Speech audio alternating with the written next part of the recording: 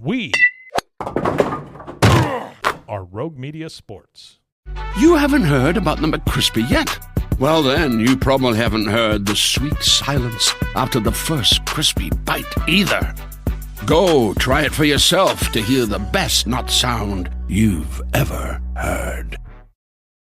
With threats to our nation waiting around every corner, adaptability is more important than ever. When conditions change without notice, quick strategic thinking is crucial. And with obstacles consistently impending, determination is essential in overcoming them. It's this willingness, decisiveness, and resilience that sets Marines apart. With our fighting spirit, we don't just fight battles, we win them. Marines are the constant our nation counts on to fight the unknown. And through adaptable problem solving, we do just that. Learn more at marines.com.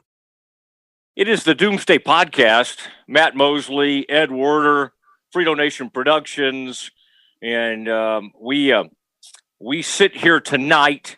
Ed, you might remember this. I know our crack producer, Chris Gross, will remember this. About 3 or 4 weeks ago, when I was just still kind of on the comeback road from the cycling accident and surgery, subsequent surgery, I did mention, I said the Cowboys were going to win 4 straight and make the playoffs. I think I might have been on the record. You poo-pooed that. I may have been being facetious, and yet we sit here tonight after an unlikely Cowboys runaway win as they somehow pull away from the Eagles in the second half and don't allow the Eagles to score in the second half.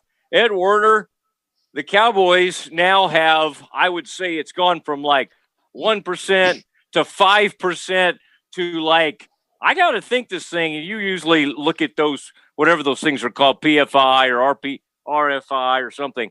I got to think it's up there around 20 or 30% at this point. Well, I don't think your statement is going to prove correct, first of all. And the reason that I'm skeptical about your accuracy on that, as I am your accuracy about most anything, is I just don't think the Eagles can be counted upon to give the Washington football team a game if Alex Smith is a starting quarterback. I think if Alex Smith is a starting quarterback, Washington will win the game handily. And you basically, in beating the Eagles by 20 points and outscoring them 34-3 after they took a 14-3 lead, you basically took their heart and now they have nothing to play for. Like there's three of the 4 teams in the NFC East still have a chance to win the division on the final Sunday, but the one that doesn't is the Eagles, and that's the one that the Cowboys need to have be successful for them to be able to win their game against the Giants and then win the East and qualify for the playoffs. And I just think that's highly improbable that that's going to happen. I well believe the Cowboys can beat the Giants. I just don't see why. I don't see the Eagles playing hard. They're not a very talented team to begin with. They have the 6th pick in the draft right now. The organization is not going to want to throw that away the last week of the season. And you saw how bad they are on defense when, they're without 3 defensive linemen. They can't rush the passer, which the pass rush they count on to cover up all the flaws in their secondary, which we saw Andy Dalton exploit. I just don't think the Eagles are going to give the Cowboys the result that they need in Washington. I hear what you're saying, but it's also highly improbable it even got to this point, and now it almost seems like some sort of fate thing has taken over. And I will say, now I don't know how compromised Alex Smith will be. Maybe in a sense they were saving him for almost like a game 7. Hey, if we need him, if we need our best pitcher kind of thing. I don't know, but if Haskins or what's the young man who's behind him? I saw his name. Yeah, Hanky. If Hanky or Haskins goes, I do think the Eagles have a good chance. Now they got Alex Smith close to playing today, according to all reports. Ed, you always have a good feel for that, and it sounds like your gut's telling you that Alex Smith will give it a go next week. Well, it's all about functionability, and I think he was pretty close in that regard today. He was able to practice most of the week, and I have almost no doubt that he'll be the starting quarterback next week, given the progress that he made during the week, how close he was to being able to play in this game, and then, the stakes, what's at stake next Sunday for Washington against Philadelphia. And if, Terry McLaurin didn't play today either, so I would think he'd be in that same situation. And I think between the two of them, they'll be able to take advantage of this Eagles secondary as well. All right. It is the Doomsday podcast, and the Cowboys have somehow messed around, and we'll have a meaningful football game, and we'll see how it all lines up and what happens. But today was kind of interesting because we could watch a couple of games at once and all that. We'll talk about it. Chris Gross, play the music, sir.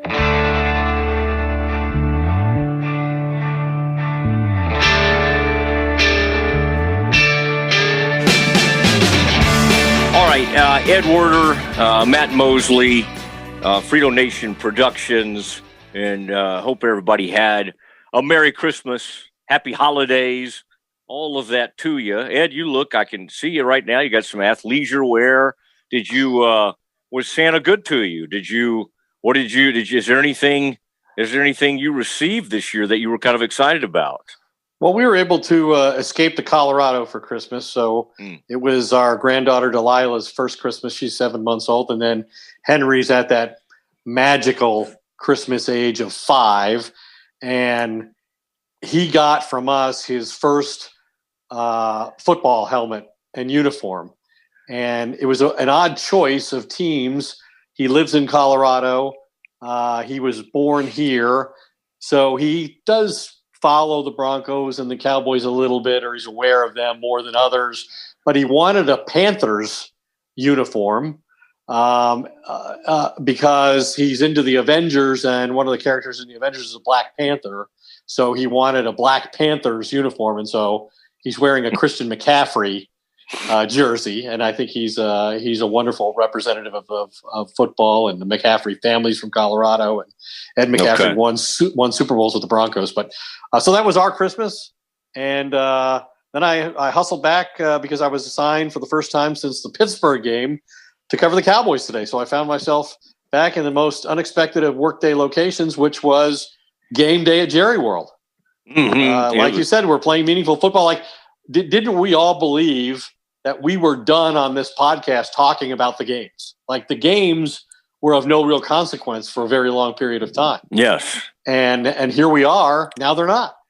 Now the game is the most important thing again. And that's really great. And I think you got to give, a lot of credit to Andy Dalton. The Cowboys have started 4 different quarterbacks this season, and only one of them doesn't have a losing record. And it's Andy Dalton. The Cowboys invested, in a veteran quarterback during the offseason, even though Dak Prescott had never missed a start. And Dalton's proven the value of that decision. He's won half of his 8 starts and rallied the Cowboys to victory when Prescott suffered a season-ending injury week 5 against the Giants. So credit to the Cowboys front office and to Andy Dalton for doing what was expected of him. And I think the other interesting development here with the Cowboys is, on the day their defense broke the franchise record for most points and touchdowns allowed in a single season, they also forced 3 more turnovers, and in the 3-game winning streak, the Cowboys now +9 in turnover margin during those 3 games. Yeah, and Ed, the Mike McCarthy, who, again, at the end of this thing, we got to look at the whole season, and he's still going to have his shaky moments. I had stepped away from this season as well and spent many, many hours writing some columns about this season. And now, Ed, I don't know. Some of that might go for naught.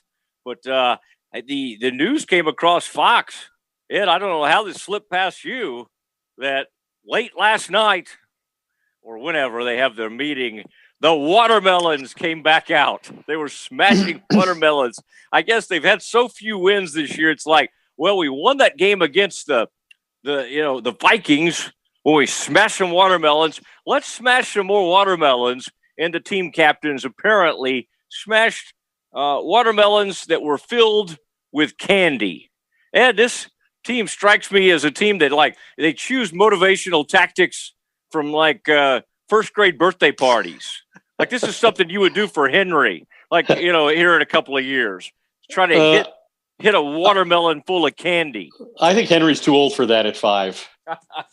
Too mature. I think he's beyond that at this point. But it appeals apparently to the Cowboys because they're 2-0 when Mike McCarthy gets out his sledgehammer. I believe the first time he did it was against the Vikings, and they won on the road there impressively. And now they've dispatched the Eagles with relative ease as well. But as we look at this, so the Eagles, as I said, are the one team now eliminated from the NFC East. And didn't we think, first of all, that continues the pattern, right? The NFC East has had a different champion every year since 2004 when the Eagles won 3 in a row. This is a 16th straight year that the team that won the division one year did not win it the next year, with the Eagles being eliminated today by the Cowboys. And the other interesting thing is just how bad the NFC East is. There is not going to be a division winner in this NFC East with a 500 or better record. The last time any team in the NFC East was even at 500 was week 2 when both Dallas and Washington were 1-1.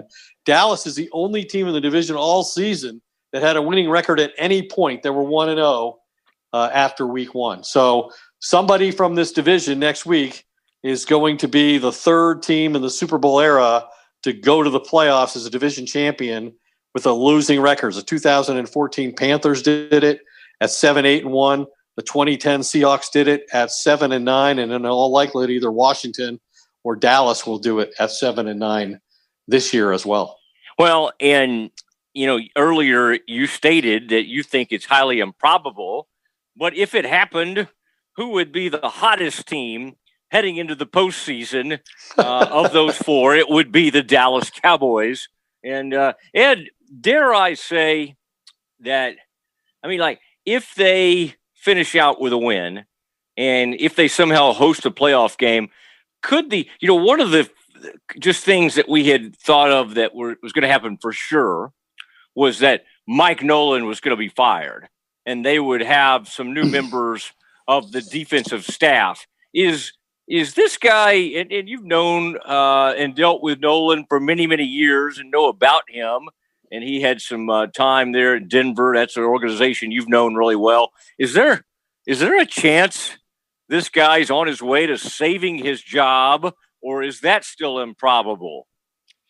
I'd still say that that's unlikely for the reasons I cited earlier. They've given up the most points in franchise history, the most touchdowns in franchise history. Obviously, they've played better football recently, and maybe that, if Mike McCarthy is so inclined, gives him an argument to bring Mike Nolan and the defensive staff back. I just think that Jerry and Steven are going to be pretty resistant to that idea based on how poorly they played on defense for almost the duration of the season, beginning to end. And of course, they've taken some responsibility for that too, because of the pandemic eliminating the preseason and training camp as we know it.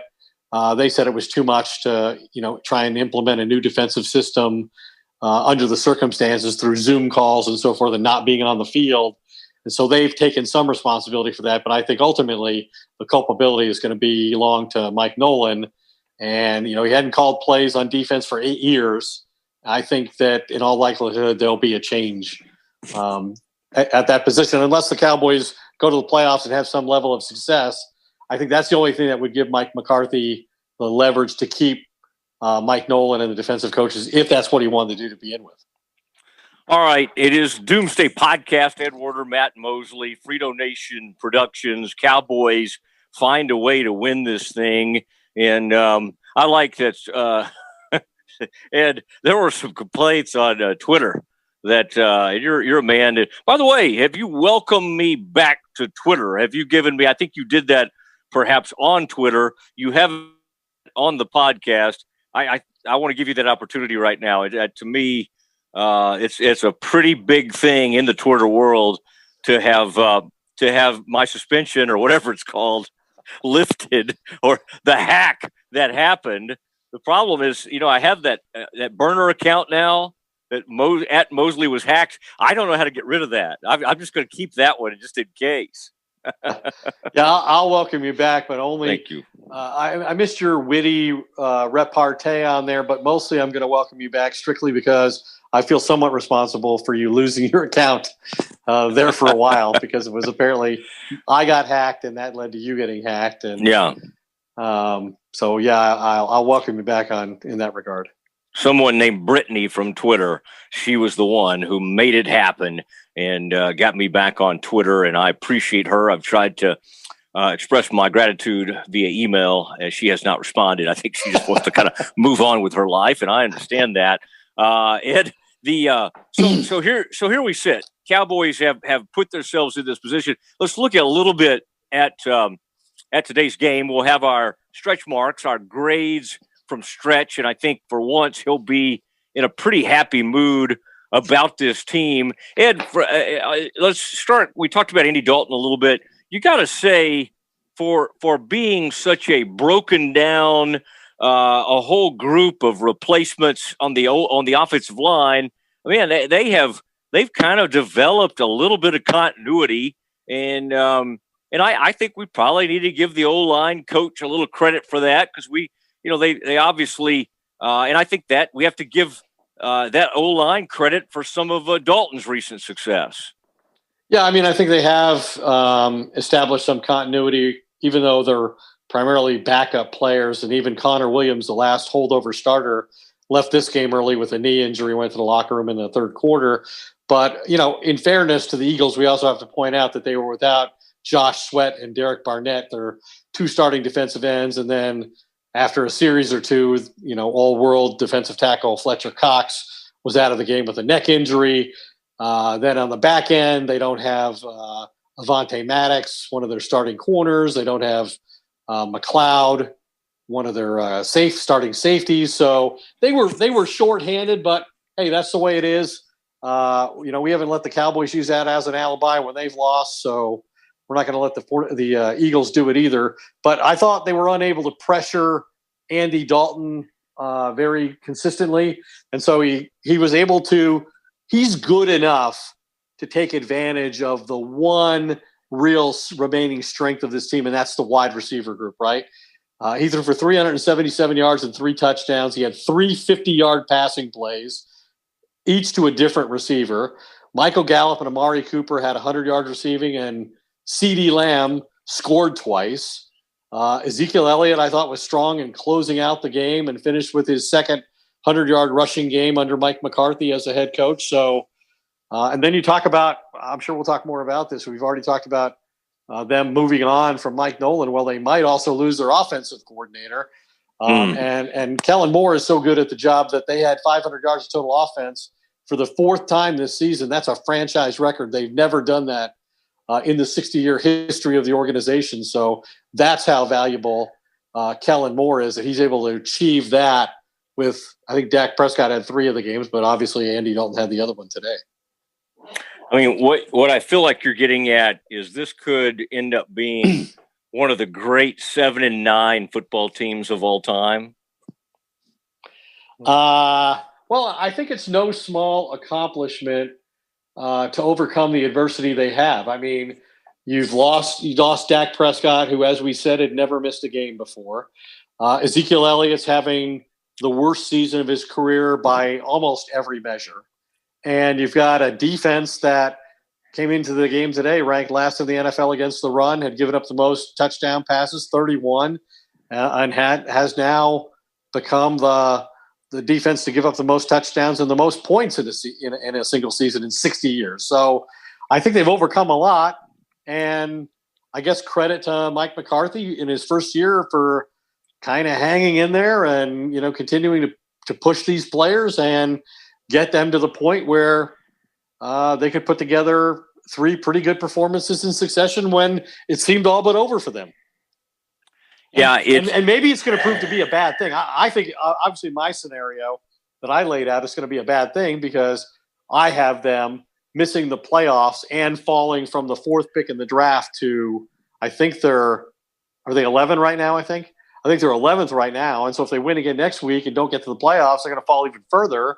And you'll have not benefited from this season in the way that you could have. The best pick you could have at that point, Ed, might be like 19 or something if you make the playoffs. And but they might not make the playoffs and pick 15 or 16, which would be even worse. Like if you're gonna pick that low, you might as well be the team that makes the playoffs and gives yourself a chance and feels like you've accomplished something going into the offseason. Yeah, this team has not mastered the art of the tank, and they've continued to make strides. You talked about that receiving core. Michael Gallup, a man who sometimes gets lost. Amari Cooper has all the money, and CeeDee Lamb, because of him being an all-world rookie and a great college player, gets a lot of attention. It was Gallup's day. Gallup had an enormous day, and Ed, that watching him tiptoe down that sideline and then watching him around the goal line. I mean, Amari had the drop. That was surprising on a great throw from Andy Dalton. But I mean, you talked about, that is something you can build around moving forward. And today, at least, Gallup reminded us, from a big play standpoint, he's right. He may be the best of the bunch. Well, Gallup's obviously a terrific player, and it'll be interesting to see what happens with him as he gets to the point where the Cowboys can redo his contract. And if there's at some point in the not too distant future, they have to decide between Amari Cooper and Michael Gallup which direction they go. But I mean, we talked about the Eagles being without Avonte Maddox at corner. Well, they played an undrafted rookie named Michael Jacquet, and Michael Gallup crushed him in the first half. 9 routes, 7 targets, 5 catches, 116 yards, 2 touchdowns. And Jacquet was also victimized by Amari Cooper on his 62-yard catch, where he caught the ball near the line of scrimmage and was chased down the sideline and out of bounds inside the 10. And that's the other thing. I think if you're troubled by anything with the Cowboys today, it was they didn't really execute their offense very well in the red zone. You mentioned the Amari Cooper drop. That was on a well-thrown ball over the shoulder in the end zone. They also, had a series where they tried Zeke twice early on in a sequence inside the 5, and then on third down, Dalton kind of rolled out and tried to run for it, couldn't make it. His receiver was obviously covered. But they're really not a great red zone scoring team. I think they're 26th in the NFL at like 53%, which is still a disconcerting figure, I think, for them. The one thing I would bring up before we get to Glenn Stretch Smith, you and I have seen over the years Jerry Jones sort of say some things after a season that makes you think, okay, he didn't get this. He missed out, or he's providing some excuses. And although he's already admitted, hey, I whiffed on the defense and changing the scheme at all. Ed, the one thing I would worry about if I were a Cowboys fan is what if this late season surge changes some thoughts about this team. Now, I'm not saying forget the offensive line because some of those guys will be coming back. I'm saying some of the defensive line, like, hey, we like some of these young guys. We could build around whoever, Antoine Woods, whoever, 78, who was running around out there today. What I'm saying is, if I were, you were talking about the draft spot, and I get all that, but Jerry has a way of always finding the glass half full. And if I were a Cowboys fan, I would be a little worried about their takeaways from what's happening right now. Like, this coaching staff and these players turned it around and overcame all this adversity. So I guess my worry would be that they might not attack the offseason the same as if they had gone with your plan and finished 4-12, or even with 3 wins or something like that. Well, Jerry Jones is always unpredictable, right? It's hard to know what he's going to do, but we usually have insight into his thought process on a weekly basis during a season because we talk to him after virtually every game, comes out of the locker room. We're all waiting for him. He spends about a half hour talking to us, and we get a real sense of what his feelings are on a lot of different issues, and we haven't had that opportunity even one time. Forget talking to him face to face, just even in a Zoom call or on a phone. I don't know that anybody's talked to Jerry all year long other than the host of his official radio show. And so I think we go into this offseason more blind than usual about how he views what's happened and what the issues are that are most important for them to resolve. I would like to think that it's fairly obvious, as you mentioned, if you're able to keep Dak Prescott, that you have one of the better quarterbacks in football. Your offensive line should come back, and you should have at least 3 really good players up front to start, and you should benefit from some of these guys who are playing now in roles that you didn't expect. I think you're pretty good at running back, and you're better at tight end than you ever imagined. So I would think that you have to take a hard look at, well, where are we the weakest? Like, if we want to be Green Bay, we want to be New Orleans, we want to be the Tampa Bay Buccaneers, we want to be Seattle. Where are we weakest? Well, I would argue it's pretty obvious that defense is what needs their attention the most. And I think there have been. Now, they said last year, hey, we're gonna draft defense, and then they took CeeDee Lamb. It's hard to argue with that, really, quite honestly. I get that they could have had a defensive player there, but it would have been La'Von Chason, and he hasn't done much in Jacksonville. They're going to pick first overall. Not that we think a pass rusher can turn an entire franchise around, but so I think they were justified in the CeeDee Lamb pick, and I think they will dedicate themselves to improving on defense. The question is, how can you do that if the cap goes down and the price of your quarterback goes up? And running back, wide receiver, quarterback, those 3 take up an enormous portion of the cap. Yeah, but they're committed to the other guys. They're not committed to the quarterback situation. No. We assume every indication and everything they've said is that they want Dak Prescott to be their quarterback, and they're going to make a deal to ensure that. But, Dak gets a voice in that too, and he hasn't wavered at all, and it'll be interesting to see how he views that, given he's finally missed games with an injury. So maybe he feels more vulnerable than ever before. And certainly in a way that he had never experienced in the NFL. But defensively, I think they do need help, and I think you have to give them credit. Like I said, the Eagles scored 14 points on their first 12 offensive snaps, and then the Cowboys outscored them 34-3, and they were able to force turnovers from Jalen Hurts on their Eagles' last 3 possessions to close out the game. Randy Gregory, who began the season on the suspended list, had 3 forced fumbles against the Eagles. The rookie corner, their second-round pick, Trayvon Diggs, intercepted Jalen Hurts. He has 3 interceptions this year, all against the Eagles. So I think they have some players. I think Gregory's been a better player than I gave him credit for, quite honestly. I really thought the Cowboys were foolish not to move on from him and that they were crazy to depend on him. But, man, he looks like a fantastic young player right now if he can sustain it and build on it. Yeah. Yeah, and you saw his speed. You saw some of the pass rush moves, the inside moves, and I thought you saw it. I think, Ed, I'm going to make a interesting prediction.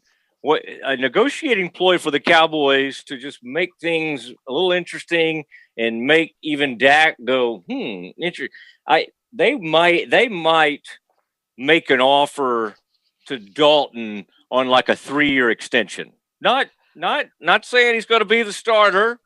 I'm saying a reasonable deal with Andy Dalton to get him as the backup for a little while instead of next year going to unless like maybe they've fallen in love, maybe Garrett Gilbert in that one game looked good enough where they try to do something with him. But back to your point where we basically started this podcast, they lately have fallen in love with Andy Dalton. That doesn't mean he's going to be the quarterback of the future.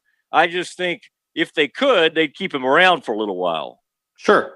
And I mean, it was interesting to me that they began this game today with Dak still being the team's leading passer despite the Week 5 injury, and that Dalton, during the course of this game, made up the 300-yard difference and finally emerged as the Dallas passing leader with his first 300-yard passing game in more than a year.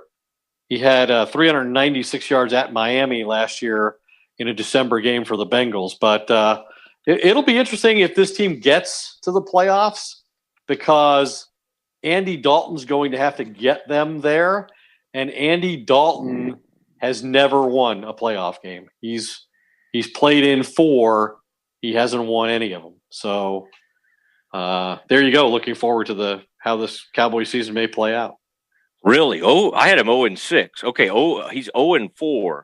Interesting. So, and what's the combined playoff games that Dak and Tony Romo have won?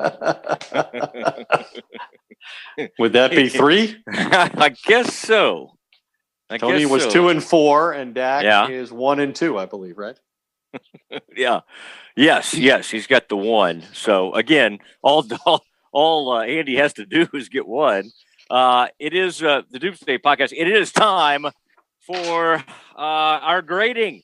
The harshest grader in the NFL, former Cowboys coach and scout, Glenn Stretch Smith. You know him. He's been very harsh this season. But as the Cowboys suddenly find themselves with 6 wins, we never thought something like this might happen. Stretch, your overall take on a team that was left for dead. I have written basically a whole lot about the sort of end of year project, and now all that may go for naught. How shocked are you that the Cowboys sit here with a realistic opportunity to win this division? It's shocking. I mean, if you would have told me a month ago we would be in this position, I would have told you there's no way. And quite frankly, going into today's game, minus Antoine Woods and Van Der Esch, I really thought they'd have to score 31 to win the football game. I didn't have any idea what Philadelphia would be like. I just knew that they would want to come into the football game and run a bunch of zone read looks, which is exactly what they did early. And gave Dallas all kinds of problems. But, you got to give credit is that the defense did hang in there. They made a few adjustments, and the offense came out and, went up and down the field against a depleted Philadelphia secondary. So, I mean, you got to give these guys credit. And, quite frankly, I'm going to have to give Mike Nolan some credit here. And saying that, I just saw some things in this game that they haven't done this year, and they still did some of their proverbial, Jordan Lewis, let me run through this guy and give him a 40-yard PI here. But they did some things that were really, really good and were sound in what they're doing. So I did not think we'd be here. I did not think it would take 15 weeks to do some of the things that I've seen them do defensively, but you know what? They're in the middle of this NFC East race, and all of a sudden, that they are a very formidable offense, and they're going to give people some problems. Well, it is shocking. I still can't even, and who knows? I mean, there's still some stuff that has to happen. They have to win. The Washington football team has to lose again. They had no problem doing that today to a Matt Rule-led Panthers team. Stretch, let's start walking through this a little bit. The defensive line, led by Randy Gregory, we've trained ourselves to not depend on him much because, of course, at one point he had missed like 32 of 34 games. Yet, man, just making plays, chasing people down. I mean, this is an athletic Eagles quarterback. I mean, obviously, first half, he looked great. And I would say Randy Gregory changed the complexion of this game. What I'm going to say, Matt, is Randy Gregory showed you every reason that the Cowboys have done everything to try to get him back on track. I mean, I saw him put his foot in the ground today and go chase an outside zone read that there's nobody else on this football team that can do. And quite frankly, there may not be a handful of guys in the NFL that can do that. And you see him get up the field. You see him dip and rip his shoulder. I mean, yeah, I get it. They put up with however many years they put up with him rolling his own and strawberry zigzags. But right now you can see why they put up with that. Yeah, the zigzags got him for a little bit. Obviously, he has some issues there, but seems like his mental health and everything is back on track. And so, man, to see that kind of ability. Let's look at Stretch, if you would, the linebackers. I thought, especially around the goal line that one time, and then also there were some other times. Sean Lee, of course, in the nickel sometimes is over on the sideline, but in the base defense.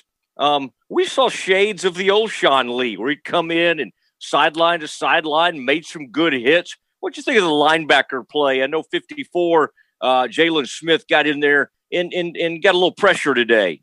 Yeah, and he played well, but I like the points you make. I mean, Sean Lee is still a very smart football player, and in between the tackles, you're not going to run, a certain motion or a certain shift or a certain look that, quite frankly, he hasn't seen. And so you saw him down there on the goal line. I mean, stick it up in there and play his gap. And that's what he is. He's a very smart football player. Unfortunately, I mean, he's just, with age, he doesn't have the speed to be able to carry it sideline to sideline like he used to. But, I mean, Sean Lee in this linebacking core, I thought, did a really nice job of what they were wanting to do, which was blitz at times and then be able to spy on the quarterback at times and not give him the ability to really cut loose and extend plays. Now, you're not gonna bat 1,000 in that situation, but I thought overall the game plan really fit the linebackers well,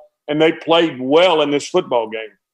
Okay, and then there was 48 was out there running around doing some things at one point.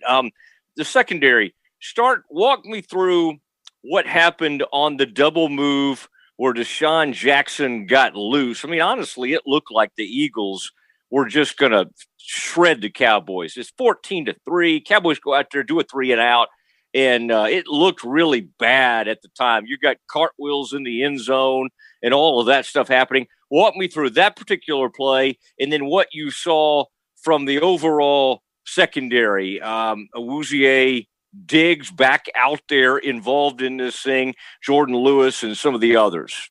Yeah, Awuzie got beat on a 7 pump, which that's a high angle corner, and then he break it to the post. Well, not only did he get beat, but I think it was Wilson or Thompson. I don't know who it was supposed to be. It was a cover 3 look, but he's got to close the deep middle for you. Well, when he saw Jackson look as if he were going to break high to the corner, he opened his hips and went the other way, and then the 7 pump came right behind it, and it really made Awuzie look bad, and he did look bad. I mean, he kind of stumbled around like he'd had him a good stiff drink right there, trying to open his hips up to get back in there, and quite frankly, Awuzie is on the ground too much for me. I mean, I don't like that, and he made a play, he made a tackle later in the game that kind of makes you think, well, okay, you see what some of the coaches see and what he can do. But quite frankly, that's a bust in the secondary. The safety has got to close the middle, because once he ran that stem, that 7, that high angle corner, then he shaved the Awuzie's hip and went skinny back up in there, and it was wide open. It was a great design play and well put together. I thought, I didn't like the PI by Jordan Lewis. I thought that was really dumb. I mean, you got to be smarter than to go run through some guy's hands on a 40-yard PI. I did see Brown actually set the edge on the defense one time. I hollered so loud at my TV that even my son came running out of the back trying to figure out what the hell was going on. But at least he came up and set the edge, and that's what I'm talking about, doing a few things, kind of wrong-arming that and getting up in there, where he was able to turn that play back inside, and it was about a 3-yard gain where it could have been a 9-yard gain. So secondary-wise, I think Wilson's a good player. Jordan Lewis is just limited. Brown is very limited. But as a unit today, they actually did some okay things. And when I say okay things, they played the responsibility they were supposed to play in the coverage they were supposed to play it in. And you know what? When that happens, you got to give them a little credit, and you got to give Mike Nolan a little credit. And certainly I've been on those guys all year about what a poor job they've done. Let Stretch give him a little knick-knack, paddywhack, give a dog a bone. I'll give him a little bone. Okay. They got the bone for the defense in Mike Nolan. And I tell you, the whole unit, shocking. We talked about shocking the Cowboys are in this position. Shocking that it was 20-17 at the half. You would have thought that this thing was going to go back and forth from that point on, and for them to get stuck on 17, that was shocking. With the amount of yards they were putting up, and it's proficient. I mean, that guy throws a nice ball, Stretch. I mean, I don't know if they it seemed like Peterson was in a nice rhythm calling plays in the first half, and once the Cowboys stung them to go up 27-17, it's just kind of like they never really could get much going. Again, now, Stretch, let's go over to the offense. Let's start with the quarterback. How about the redhead? Everybody said, he only averages this. He said, hey, about almost threw for a Dak like 400 yards today. And sometimes if a guy gets loose in coverage up the seam, like CD did that one time, or Amari, I mean, it looks easy, but you got to put it out there. And I would say that, managing this team, he was more than a caretaker quarterback today. Yeah, and he made the right checks a lot of times. I mean, he's a smart guy. He brought the tight ends. He brought Bell in a couple times. He brought CD in to block the backside. I mean, you can tell he understands what Kellen Moore is doing from a run game perspective. And then he also was able to check to that wide receiver screen out there and stick it on Gallup. When he saw him in a blitz look, he wanted the ball now and threw it out there and got it to him. So he does a great job of understanding, I think, what Kellen Moore wants to do and what Kellen Moore is trying to do, which from a numbers perspective is get the run numbered up, knowing that he's not great. He's not going to road grade him with this offensive line. But if he can get them numbered up, get a hat on a hat, then you can see some of the things that Zeke can do, up in there, and they were able to do that late. I thought that Andy Dalton, I hated the ball he threw and the timing of him throwing it when they were up 13 right there, and he threw the interception. But overall, I mean, I would definitely give him a B+ for how he played and how he got his team and his offense in the right situations. Yeah, we talked about, was he one of the better backups in the NFL? And I would say right now he's playing like that. And I don't know, I'm not going to get on some bandwagon for why don't you make him the franchise quarterback? But as a backup, very, very efficient. Now, how about, I thought, we've been a little hard on a guy. I mean, this running back Pollard's been talked up a whole bunch with Zeke. It's just not been his kind of year, but Stretch, I did think, whether it was catching the ball or running, the fury that he ran with today and some of that yards, that did remind you a little bit of the old Zeke, didn't it? Well, yeah, and I haven't been hard on him. I've been trying to explain that it's very hard to run in certain situations. And yeah, there were a lot of guys that got excited about Pollard. Pollard is not a back that's going to carry it 20 times a game. And I think I said that on the podcast before. And I know that Zeke is a workhorse. Zeke is a hell of a football player. And he had a week off, so you could tell he had fresh legs. He was out there finishing runs. And I can tell you right now that the Giants coaching staff is not looking forward to seeing this guy and hammering on him because of what he can do. What I really am more impressed with, fellas, is the tight ends. I mean, these tight ends are really doing a hell of a job. And I'm saying they are blocking at the line of scrimmage. They're moving in the backfield and being able to run some leads and being able to do – they're catching the football. I mean, the tight ends are really impressive. And to me, they're really the difference in what's going on with Zeke and how they're able to run the football, because we know they're limited offensive line-wise. I mean, these are don't kid yourself. This is not Tyron Smith, Zach Martin. I mean, Lyle Collins. You got to remember, these are the second-tier guys. they're doing a hell of a job too. So I'm going to give a lot of credit right now to the tight ends and the job that they're doing blocking the edge and how they're running their routes and what they're doing with their motions and their shifts. Yeah, and now the offensive line, Connor Williams got banged up for a little bit today, came back out there. There's a little continuity with this offensive line, and while they're not great, like you said, they seem to be getting the job done, and Dalton is having enough time to make some plays downfield. This receiving core, finally, it seems like we're seeing what people were talking about. CeeDee Lamb, Amari Cooper, and then obviously Gallup. Stretch, I mean, you could make the argument that of the three-headed monster the Cowboys have, that Gallup at times looks like the most dangerous wide receiver, and he showed it again today in a multi-touchdown game, which was the first of his career. Yeah, he's a heck of a football player. I mean, obviously, we know Cooper's a heck of a football player, and he was, he was angry at himself for dropping that fade down there that he should have caught. I mean, that's one of the best balls Andy Dalton threw all day, was the drop in the end zone. But you see CD, he can move, he can motion. I mean, you can run the football to him on some of those jet sweeps and some of those things like that he scored right there at the end of the game on. So, I mean, they really have got it going on offensively, and it helps, again, that you've got a quarterback who can get the ball out of his hand, he can make a quick decision, and then, an offensive line who is starting to work together for more than, 1 or 2 or 3 weeks. And they're, they're not going to road grade you or hammer you off the ball, but boy, it looks like they're doing a pretty good job of getting a hat on a hat. And then they're going to get beat some around the edge. You saw Dalton take the sack late. I mean, that's going to happen some, but boy, I mean, if you would have told me that you were going to go play this way offensively for, I don't know. I mean, this team's played pretty decent for a few weeks offensively. Yeah. With this offensive line, I'd have said no. But I'm going to tell you this, too, to end this thing here, Mosley.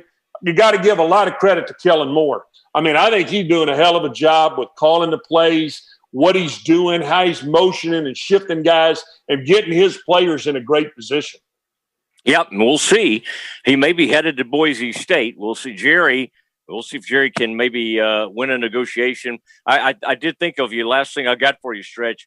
Mike McCarthy said after the game, I don't know if you saw my tweet, he was talking about scoring at the end of the half and then at the first of the third quarter, and he said, that's a Whataburger double with cheese. I thought, man, it's been a weird year for him, but that's one way to win you over is to bring up the Whataburger with cheese. Let me tell you something. A double. That right there will get him the password to the Honeycomb Hideout every time if you start talking about a Whataburger.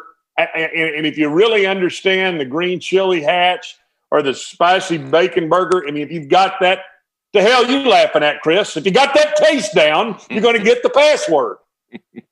Producer Chris Gross liking some of that.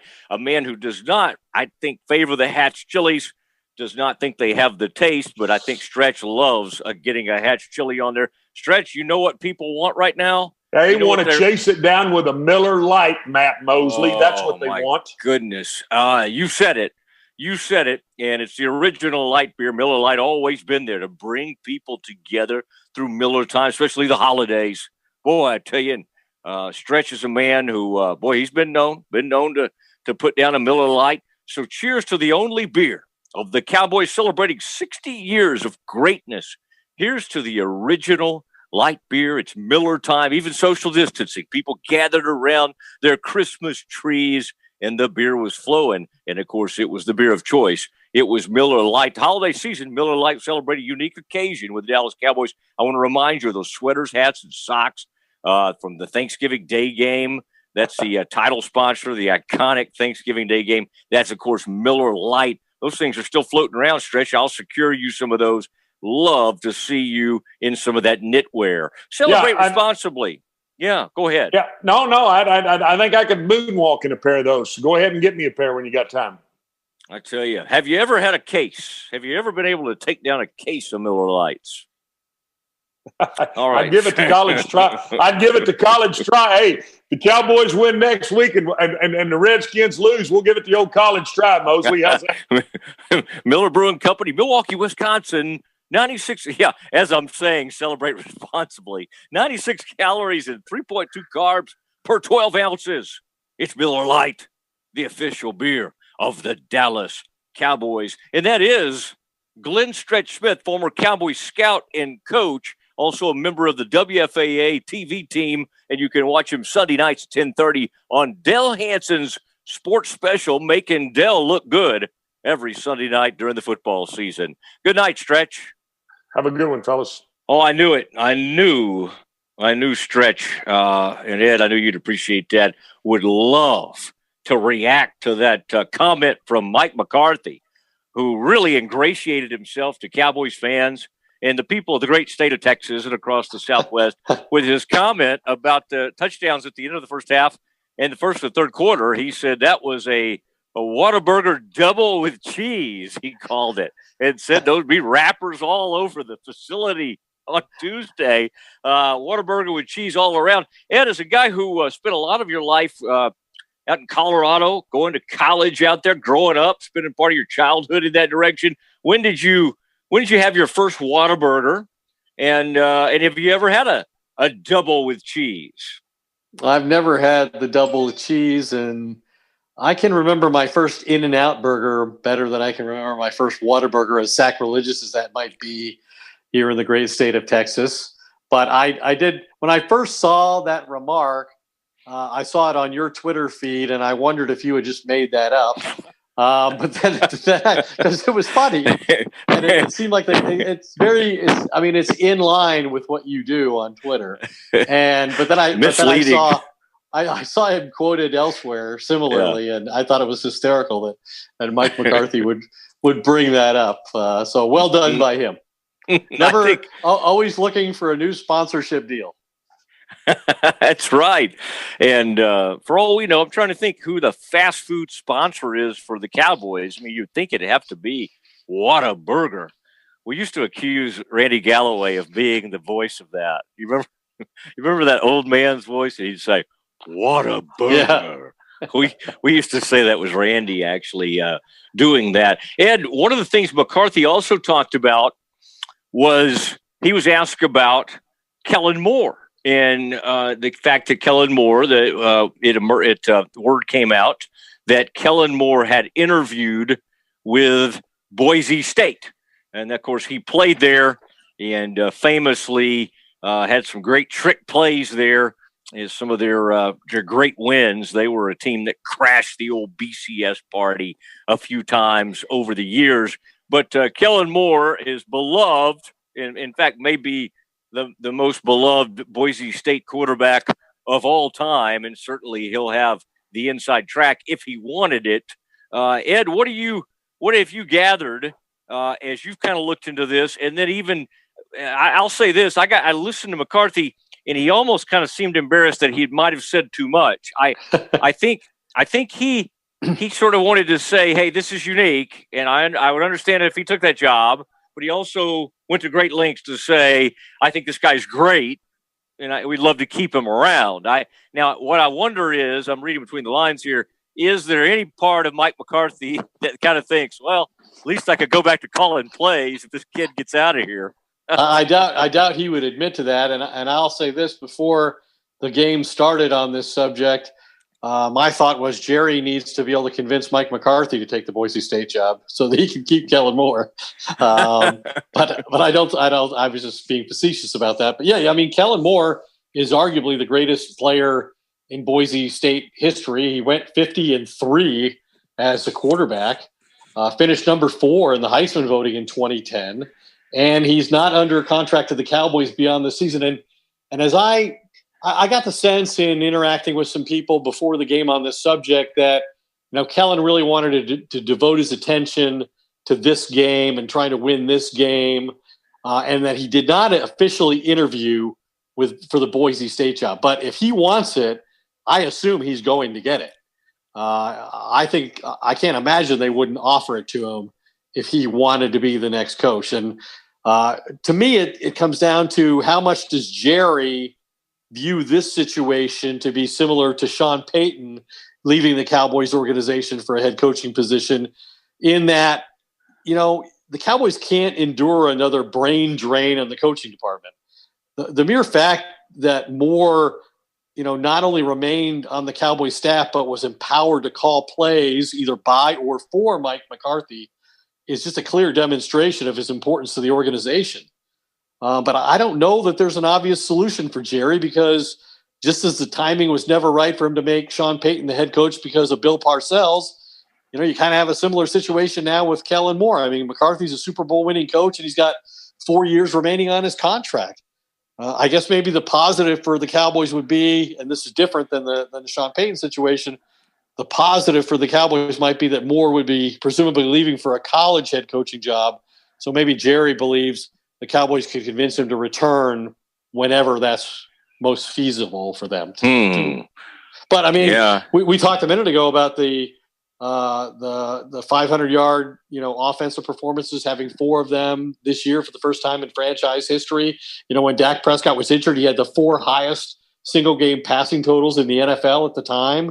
And then last year, Kellen Moore, 31 years old, calling plays for the first time in the NFL, and creates an offense that was the first in the 60-year history of the Cowboys franchise to have a 4,000-yard passer, a 1,000-yard rusher, and not one but 2 1,000-yard receivers. This guy is really good at what he does.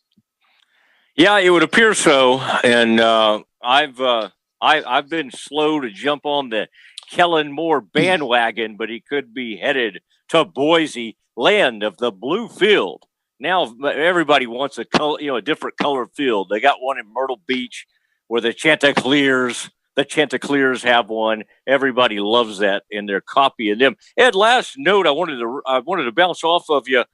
I guess NBC will certainly have a game next Sunday night. I don't know who they have on the schedule right in front of me, but somebody brought it up on Twitter that it would be kind of funny if they tried to flex the Cowboys after flexing out of the Cowboys game, maybe for the first time ever. Could they try to flex? Could they try to flex into a Cowboys matchup with the Giants? Problem, of course, would be you just don't. The Washington football team is supposed to play a noon game next week. Well, the NFL is going to match just like they did this week. They'll have Washington and Philadelphia play at the same time that Dallas plays the Giants, so that everybody theoretically has as much incentive as possible to go into the game and play hard the final week of the season. And so I think the Rams and the Cardinals are playing a game too. Now that Seattle's won the division, I think if the Cardinals beat the Rams, they're in. And if they lose to the Rams are in and they're out. So that could be one possible scenario. Probably waiting to see what the final outcome is of this Tennessee-Green Bay game before they get a real sense of what their options are next week. All right. And the one point that we disagree on, I sort of think the Eagles, with the opportunity to keep the Washington football team out, will rally to the cause a little bit, even though that would be helping the hated Cowboys. And, of course, they could be helping the Giants. I mean, this sets up a fun final weekend. It's kind of wrecked some of the stuff I've been working on, and I don't know what it's done to you. Where have you gotten your assignment yet? Will you? No, usually I have it by now, but because of the uncertainty of which games are the most important, I'm yet to hear which game I'll cover next week. All right. I'm hoping you'll be with those Cowboys in the Meadowlands as they go out there and try to get this thing done at the end of the season. And against Jason Garrett and his group. Yeah, that'd be fun. Love it when you get to New York and during the holidays. You get over there to the Rockefeller Center, see the tree, all of that. Will the holidays stuff be over by then? I mean, and I think they leave the tree up. I don't say Merry Christmas after Christmas is over. I don't say Happy 4th of July on the 6th of July. I'm just not one of those people. Like when the holiday's there, before I'll say it, but once it's over, it's over.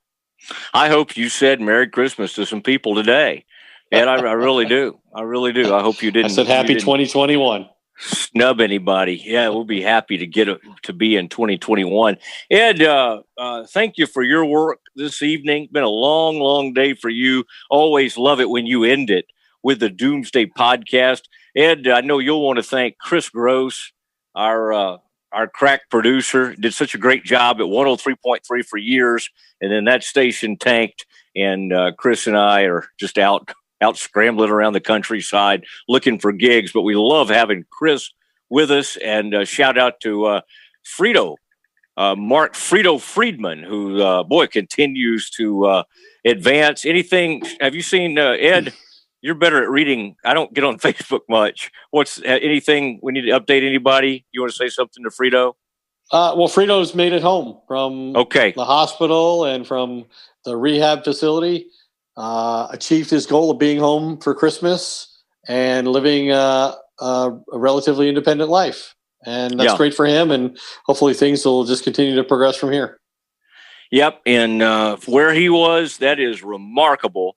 And then so we wish him all our best, and happy holidays to everyone out there. Happy New Year, all of those things as we get ready for another week where the Doomsday podcast, never meaningless podcast, but we were certainly headed that way a few weeks ago, but now good things are happening. For Ed Werder, Chris Gross, I am Matt Mosley. Thank you for listening to the Doomsday podcast. We will see you next Sunday evening.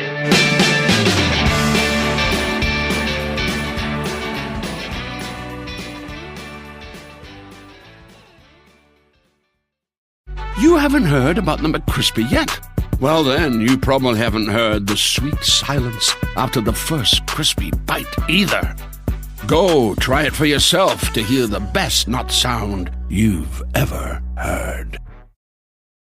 Hey, it's Mark Goodman. And I'm Alan Light. On today's podcast, Record Store Day founder Carrie Colleton is joining us to discuss the April 20th RSD special releases. Plus, we'll talk live with our audience, the Sound Up Pod Squad, and find out who still listens to vinyl. And some updates from the Beatles universe. Oh, good. Sound Up with Mark Goodman and Alan Light, the only music podcast that matters. Get it on Pandora, Spotify, Apple Podcasts, or wherever you get your podcasts.